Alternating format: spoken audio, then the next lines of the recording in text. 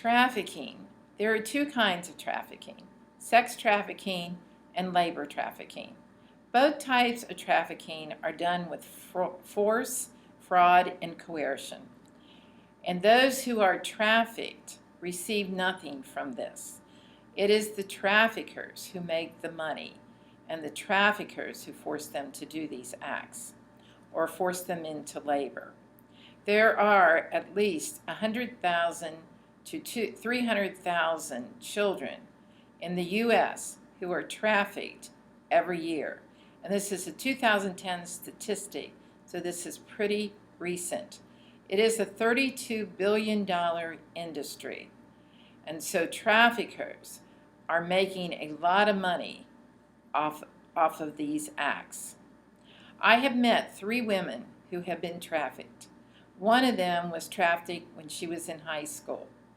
She was trafficked by other high school students. She received no help from her teachers nor the patrols in the halls because they also were intimidated by these students. Her family did not know this was happening, and the only way that she actually got away from this was to move to another city. Another woman that I met was homeless and on drugs, and she needed money to keep up her drug habit. So this woman told her that she could help her raise lots of money if she would go to Japan. She would be a prostitute there, and she would raise this money and then come back to the United States, and she would have money to continue her drug habit. But when she got to Japan, she was trafficked. She was forced into the acts of sex, and she received no money for it.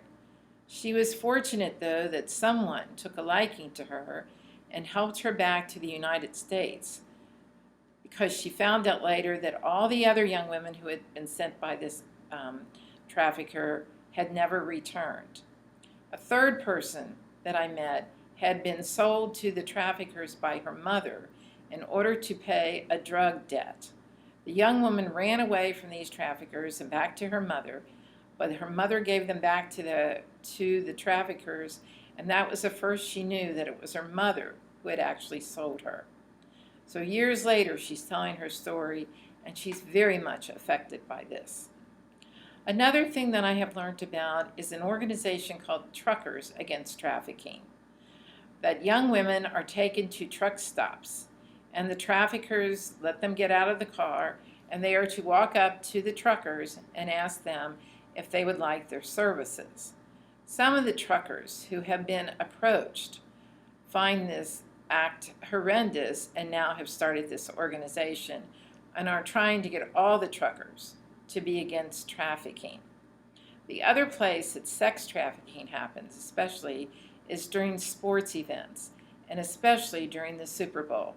We worked very hard on the Super Bowl that was in Indianapolis to train motels, nurses, doctors, anyone else that we could about trafficking. I have also learned of retail stores that have trafficking happening in their supply line.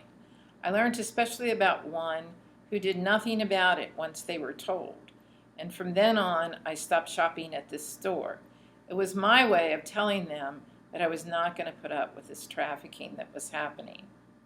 So trafficking could be in our neighborhoods. We have high schools, we have young people who are on drugs, we even have parents who are on drugs. We have truck stops near us. We had the Super Bowl near us in Indianapolis 2 years ago, and they're hoping to get it back again. And all other big sports events like the Indianapolis 500. So trafficking can be happening, and it is good to learn about trafficking.